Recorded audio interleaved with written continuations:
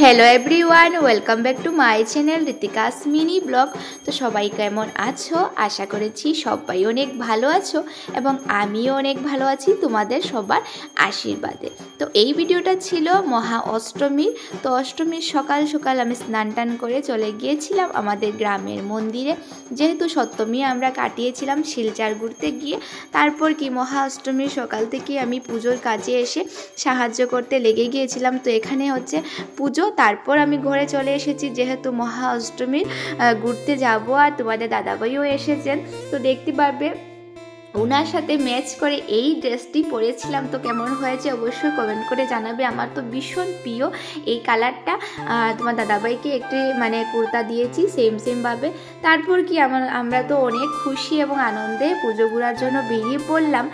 আর কি বলবো, বেরানোর পর এতটাই বৃষ্টি এসেছে, আর বৃষ্টির কারণে আমাদেরকে কোথাও প্যান্ডেল দেখা হয়নি। তারপর একটি এখানে খাওয়ার রেস্টুরেন্ট সেখানে রাস্তার পাশেও ছিল, তো সেখানে আমরা দুজন ঢুকে পড়লাম কিছু খাওয়া দাওয়া করে আবারও চলে আসবো। তো এখানে নান রুটি নিয়েছিলাম খাওয়ার জন্য, আর পনির ছিল সাথে। তারপর খাওয়া দাওয়া করে কয়েকটি রিলস বানিয়ে আস্তে আস্তে পুরো সন্ধ্যা হয়ে গিয়েছিল। দেখতে পাবে এখানে পুরো সন্ধ্যা, সন্ধ্যার সময় অনেকটাই বৃষ্টি হয়েছিল আজ।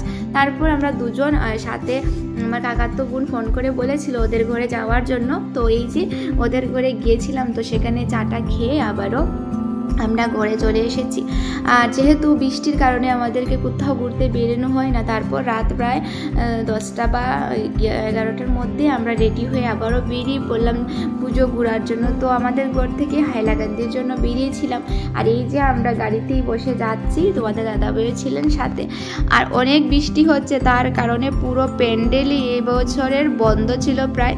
তো এই যে একটি প্যান্ডেল খোলা ছিল, তো সেখানে চলে গেলাম। প্রায় রাত্রে বেজে গিয়েছিল 1টা বেজে গিয়েছিল তখন।